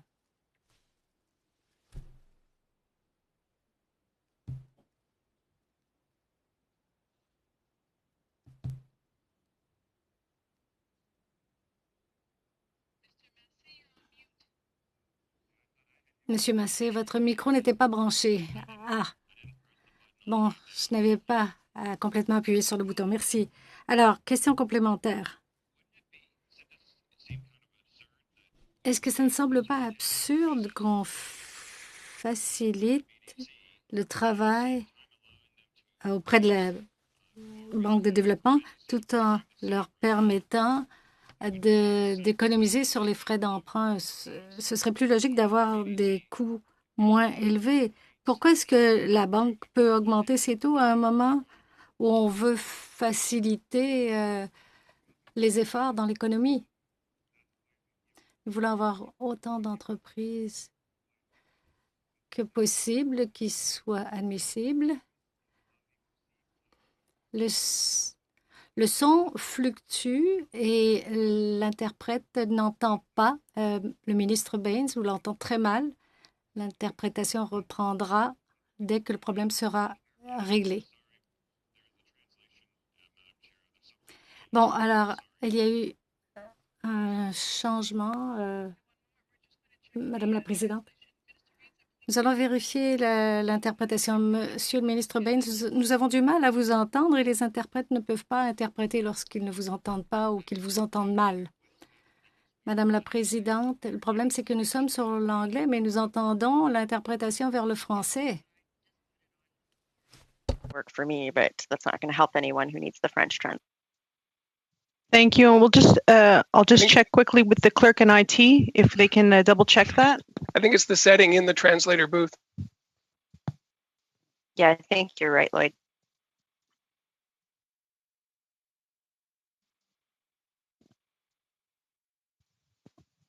While we have this pause, Madam Chair, I'd just like to raise a point of order, given that you were making me laugh during the committee and, so we can't pass notes anymore, but, Can I get a chance to rephrase my question? I had the same problem. Can I quickly rephrase my question so we can get a proper question on the table? I will give you 1 minute, MP Massey. That's about the time that it cut out. Sure. I'm just going to double check with the clerk. Are we okay to recommence? Yep. Perfect. So I will give you 1 minute, MP Massey. Thank you, Madam Chair. And real quick to follow up, it seems patently absurd to engage the BDC as a financial tool to help businesses and at the same time allow them to actually increase the borrowing rates on the companies that we're actually trying to save right now. Incurred debt from credit cards and borrowing are going to be a significant legacy. So wouldn't it make more sense to have the BDC not raise the interest rates on those businesses that we're trying to save right now? Thank you for that question, Brian. And I can tell you right now, the goal is to make sure we get money out as quickly as possible to businesses, particularly those businesses that need this in order to survive the next few months. The issues around rates and program criteria and eligibility is one that I will follow up with my colleague, Mary Ng, who's responsible for BDC. But I can tell you right now, we've issued hundreds of thousands of loans through our financial institutions and BDC to help small businesses. Thank you very much. And with that, that is the completion of 3 rounds. And so since we still have some time on our clock, we can move into the 4th round. Minister, I'm not sure, are you still able to stay with us or do you need to leave? So thank you very much for the opportunity. I have a prior commitment, but again, it's been an honor to be here to go through all the questions and all the rounds and have an opportunity to speak to the committee members. Thank you for your hard work. And I look forward to the next opportunity to address you and any questions or issues you may have. Thank you, Minister. And so I understand we still have the officials with us, and we will move into the 4th round. I believe we have MP Rempel-Garner beginning. You have 5 minutes. Yes, and I'll be splitting my time with MP Gray. So I'll direct my questions to the Deputy Minister. I believe he's still here. Yes. Great. My question is simple. Under the Treasury Board Canada Secretariat Directive on Privacy Impact Assessments, government departments and agencies must conduct a privacy impact assessment in a manner that is commensurate with the level of privacy risk identified before establishing any new substantially modified program or activity involving personal information. Can the Deputy Minister confirm if a privacy impact assessment has begun with regard to potentially looking at contact tracing apps?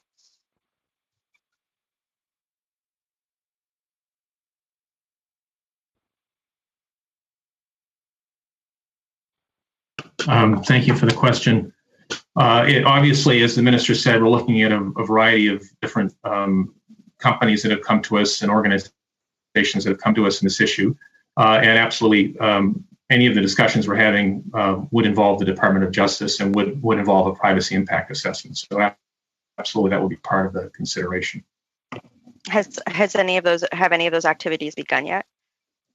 We've begun to look at some of the privacy implications of some of the possible kind of alternatives that are out there, but the government, as the minister said, has not made any decision to proceed with any specific proposals. So we're not really at the space of having a formal kind of decision to proceed. But as part of our regular kind of support for the government, we're certainly discussing those kinds of issues with Justice and also with the Privacy Commissioner. Have the Department of Justice, the Privacy Commissioner, or yourself provided any advice to the minister regarding a potential gap in PIPEDA, regarding if it would apply to an application that would fall under the non-commercial activity exemption? So I think maybe it's important to just point out that the government's been very clear with us about the primordial importance of privacy in any of the work that we're doing. What I would say is that notwithstanding whether or not, and I'm speaking here hypothetically, but if information were to be collected, for public purposes or by a nonprofit, some of the things the honourable member was sort of conjecturing. If there's any onward use of that information later, say for example for commercial purposes, that is all subject to PIPEDA and it's also subject to provincial privacy legislation.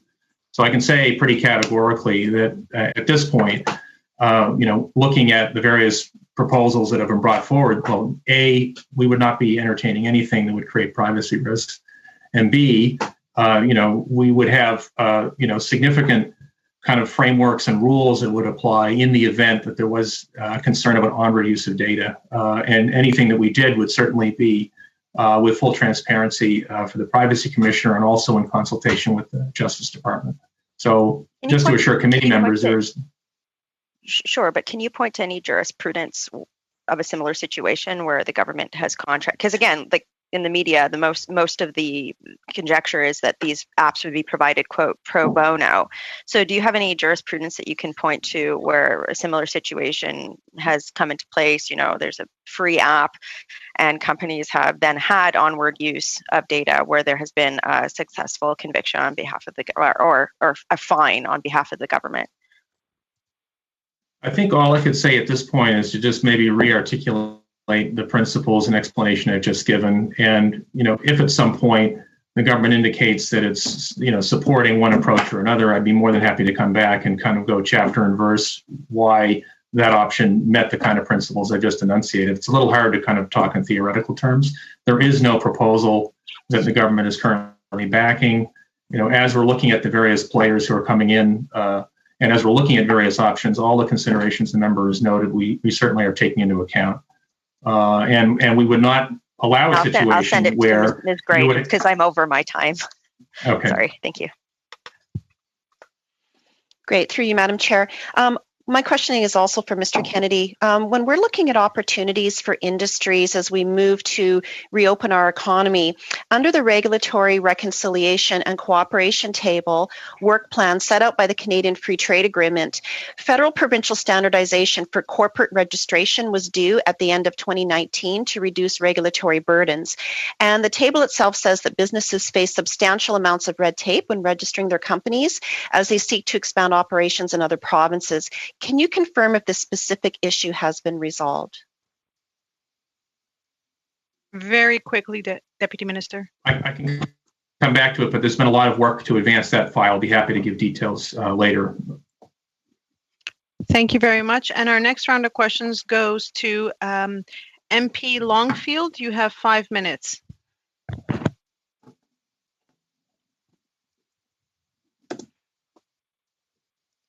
MP Longfield, you're still on mute. No, I knew that.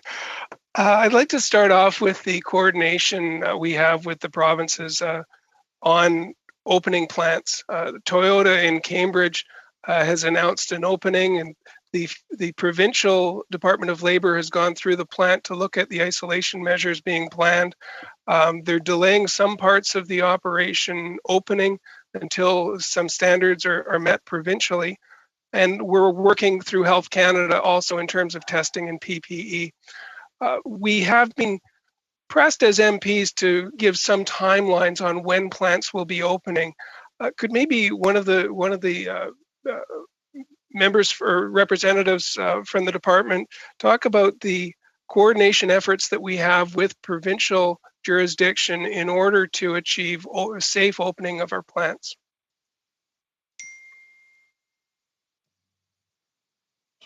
So certainly we work, and the minister works very closely with the Automotive Partnership Council, which I think the member will know brings together the major assemblers and the parts companies and the labor unions and so on. So we're certainly talking to them about these issues regularly.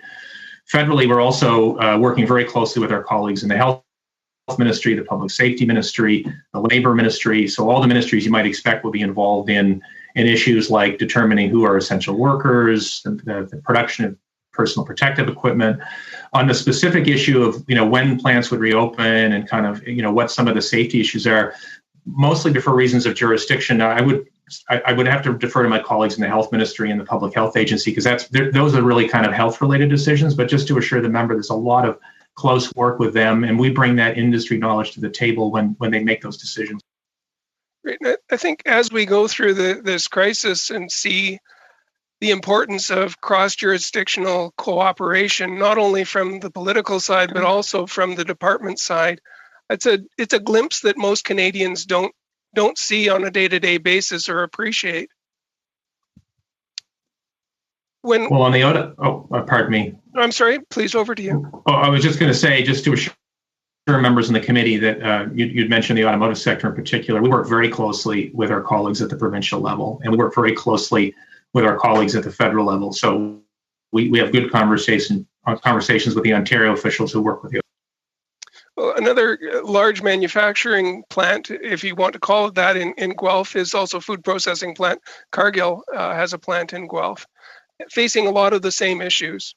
And Cargill, since February, has been doing temperature testing 100% at the gate as people come into their plants. And then they do rotational testing through the day, random testing. So by the end of the day, 90% of the people in the plant are also tested for temperature. But we know that people can be asymptomatic, and so that further testing needs to be looked at. And I mentioned Precision Biosystems as one of the companies that's also providing opportunity for additional testing. How are we coordinating these new technologies and additional testing to further improve the health and safety of the workers that may have to go into a back to work situation? So I could talk briefly about the work we're doing on testing specifically. So ISED's primary role is to work to try to build the Canadian industrial capacity, both for personal protective equipment, but also for testing. Members will have seen that global supply chains have really proven themselves to be very challenging in this environment. So with regard to testing in particular, our main role is we work with the Public Health Agency, we work with the Health Ministry, and we work with the Procurement Ministry, but also some of the sectoral ministries, but basically to identify all of the components that are needed to be able to do the testing at volume. So that's both the lab-based tests, but it's also the point-of-care tests. So as the minister mentioned, for example, we ran a competitive process to identify Canadian companies that could make point-of-care tests. And we had a jury basically that looked at, is this company able to scale up quickly? Can its technology be approved by Health Canada? Is it good tech that will deliver a good test result? And we're going to be moving forward shortly to try to scale up some of those firms. So that's just one example. And then I'm thinking ahead that we will have some technology we can then export to other countries that are also facing startup issues. Yes, sir. That's certainly our hope. I mean, that's part of the mandate is we obviously want the health response to be first, but if there are real opportunities for export and IP and all of those sorts of things, that's certainly a consideration. Terrific. Thank you very much. Thank you. And our next round of questions goes to MP Patzer. You have 5 minutes. Thank you, Madam Chair. And Mr. Kennedy, I just wanted to confirm with you here. On our last meeting, I asked for a report on your department's engagement with Canadian industry for procurement. But also today, Minister Bain said he'll get me a report on the list of businesses that have been engaged throughout the process. will I be getting two separate reports, or will this all come in one report? No, I'll be happy to pull that together on behalf of the department, and obviously we work closely with the minister and his office on that. So we can send in one, of course. Okay, thank you very much. And again, hopefully we can get that as quickly as possible here. Next thing I would want to run by you is, again, going back to the rural broadband issue here. So the CRTC has created their broadband fund, which is to bridge that digital divide in Canada. The program was rolled out in 2016, and from talking to people involved in telecoms to VPs and CEOs and whatnot, they're saying that it's not going to be till the end of this year that the first cents from that program or first dollars from that program are going to be rolled out. If it takes 4 years to get money out, how are we going to get these programs and get these companies and get these issues resolved?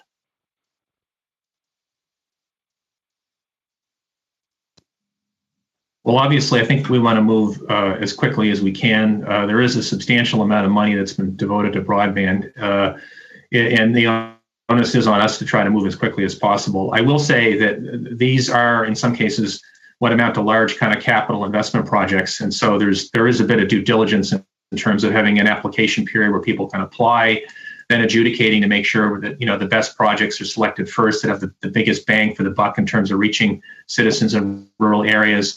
And then sometimes you have to work, obviously, with the telephone, the telco, and with the communities, and actually move the equipment and kind of actually build out the project. So sometimes these can take a fair chunk of time. It's kind of the nature of the project. But I would agree completely with the members' view that we have to do this as quickly as we can. And as the minister said, this crisis has just underlined some of the challenges around lack of connectivity. And so I think the ministry would completely agree with the need to try to execute as fast as possible. Yeah, for sure. Yeah, I think it's just, for some people, it's been frustrating that it's 4 years to go through all that process, right? But the next thing would be the government's goal is to connect all Canadians by 2030. But the CRTC mandate is that by, I believe, since the funds will start rolling out at the end of 2020, it's by 2025 that they think all Canadians should have access to 50 download and 10 upload. So if your government's goal is 2030 and the CRTC's is 2025, what can we expect realistically? Well, Madam Chair, I think that's probably more a political question in terms of the goals the government sets as a civil service. We obviously try to execute against those goals. The minister indicated that it's likely that some of this will be revisited and perhaps accelerated. And I'd be happy to speak to that once the government decides. But we certainly want to roll out the existing programming as quickly as we can. For sure. And then will you guys prioritize internet connectivity and cell coverage for rural and remote communities and businesses as a rollout, and particularly as a way to kickstart the economy coming out of COVID-19? Madam Chair, with the money that was set aside, it's $1 billion at the moment that my ministry in particular is responsible for delivering, and that would be under the authority of Minister Monsef. There was a consultation that took place. Apologize, I believe it was late last year, but we sort of just kind of came off a consultation. And the plan would be, in the next short while to actually go out with the launch so that we can start taking applications and making those decisions. And the consultation afforded an opportunity to talk to rural communities and others, Indigenous groups and so on, to get a sense of their priorities. And then, the design would try to respond to the kinds of concerns that we heard. And certainly the issue of rural connectivity is a key one. So I can't get into the kind of details. Obviously, we'll have to put the program up on the website and start taking applications, but we want to make sure it closely adheres to the kinds of challenges that people told us about when we did the. For sure. So yesterday we heard from Minister Jolie that these regional relief funds that are going to be done through regional economic development groups, I think it was $287 million would be for regional development funds, but proportionally it's a much smaller amount for rural areas compared to urban areas. Will your department commit to ensuring that rural areas are prioritized because that's where the greatest divide is? There's actually kind of two distinct elements to the funds that were announced that the honourable member is talking about. One was for community future development corporations, and then the other was for regional development agencies. I don't think a priori there's any sense that one is for bigger communities and one is for smaller communities. My colleague Paul Thompson, who I work closely with, has been stick handling this at the bureaucratic level. He could provide more details if the committee's interested. Okay, unfortunately, that's all the time for that round. Our next round of questions goes to MP Erskine Smith. You have 5 minutes. Thanks very much. I want to start by asking about the DP3T standard. Mr. Kennedy, are you familiar with the standard? Having a feeling that maybe you're going to tell me I should be, but at the moment, my powers of recall are limited. So that's okay. If you're not familiar, I have no issue with that, but I would like you to become familiar with it. So we saw this conversation go on in the EU about what the standard ought to be for digital proximity tracing, and this is the standard that they are landing on. And I would encourage you to direct your staff to give you a briefing on that standard. I also want to ask whether the work that is underway, to the extent it is underway, to develop a digital proximity application, are you looking to rely upon the Apple-Google framework? Are you in touch with Apple and Google on this front? Certainly, in the course of our work, as you might appreciate, we were well aware of what they've done, and certainly they've reached out to us and there have been conversations.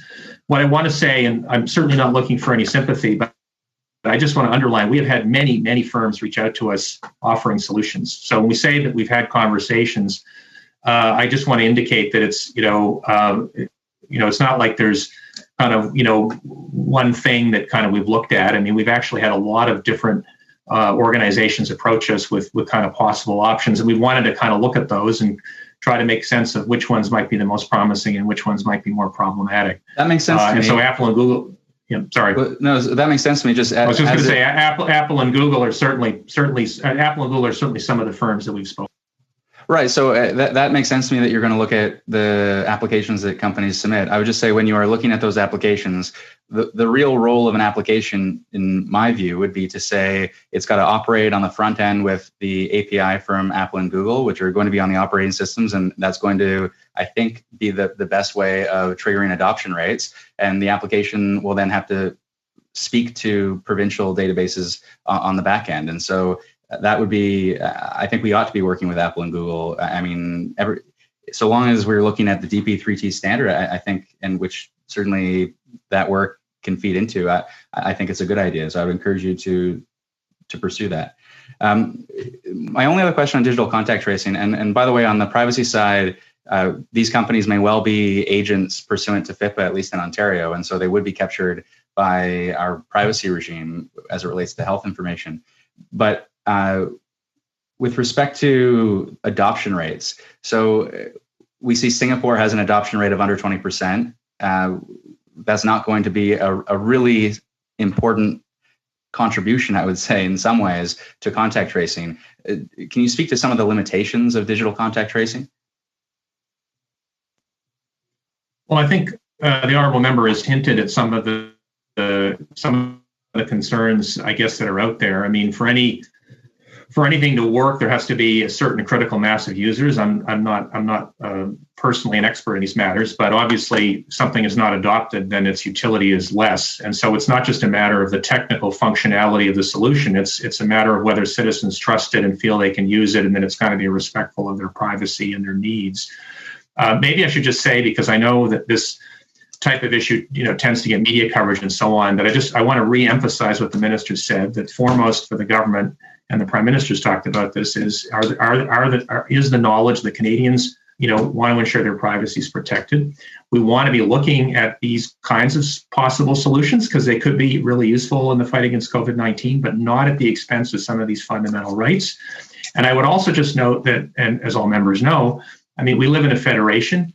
Health data is provincial, and so obviously we've been talking with our partners at the provincial and territorial level too. It's not necessarily simply a case of, the deputy minister dreaming something up and then we roll it out. I mean, we live in a big country, and I completely obviously want to make sure that these kinds of considerations are federations are factored into the discussion. That's completely appreciated, and I think you're right to highlight the importance of privacy. I also think, as someone who was very vocal on privacy issues in the last Parliament and continue to be, I think the DP3T standard is a privacy gold standard. At the same time, I think it's fair to have a credible conversation before we commit to anything about if an opt-in system is going to have very low adoption rates, and we already have serious civil liberty concerns.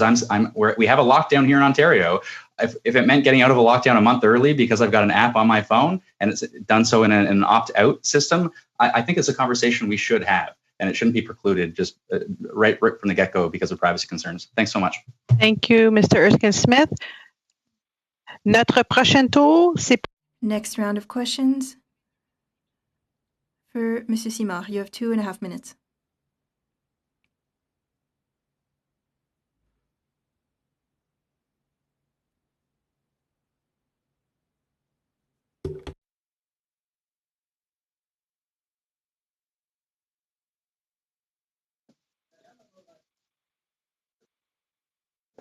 Mario, on t'entend pas.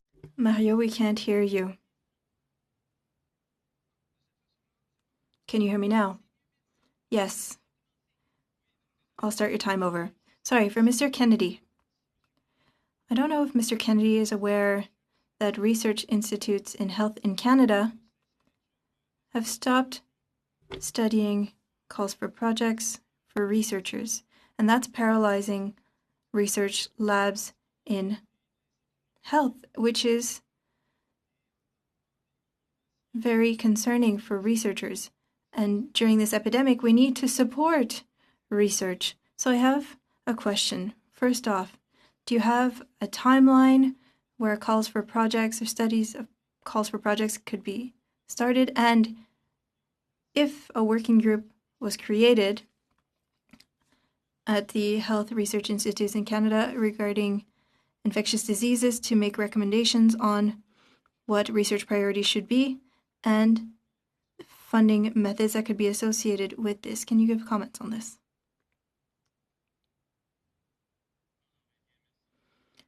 Thank you for your question. First and foremost, I would like to mention that health research institutes are not under the purview of the industry minister, but rather for the health minister. So questions regarding health institutions will have to be given to the other department. So I apologize for not having the answer. Now, regarding this question more generally, the impact of COVID-19 on researchers, universities, research centers, we know that the impacts are quite significant, and we talk about these impacts with the finance minister and with other central agencies. All right, so just to change the question a little bit regarding research, we know that research labs, not only those related to health, saw their funding cut because of the current crisis. And unfortunately, these research labs don't have access to the wage subsidy. Were there any discussions in order to maintain this expertise in labs so that they can have access to the wage subsidy? Sorry. I apologize, that's all the time we have.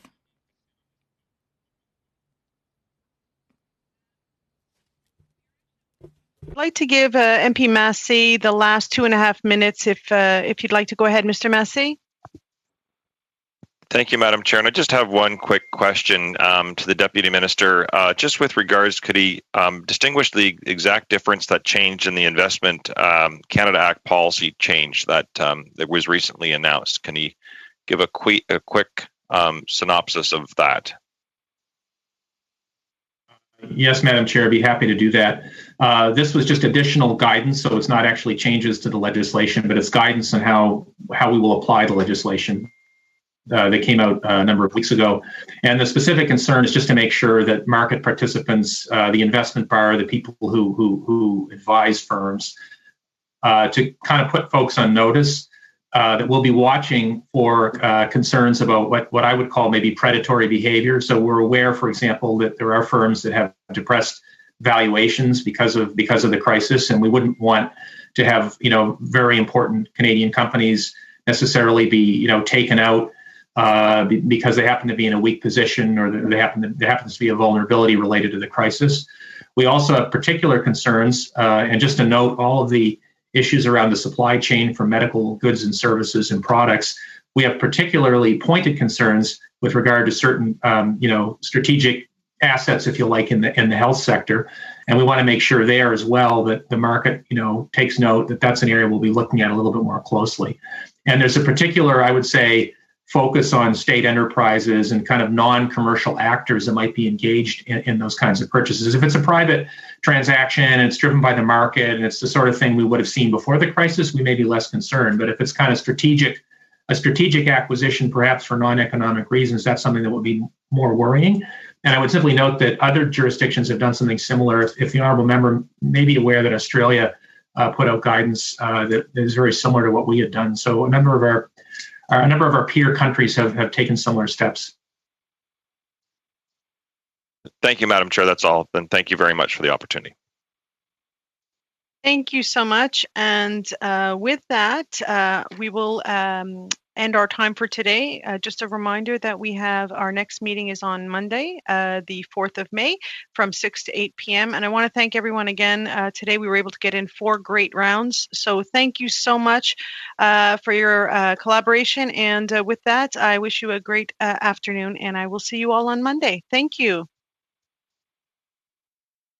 This meeting is adjourned. Madame la Présidente. Merci aux interprètes. Thank you, and thank you to the interpreters. I keep forgetting to say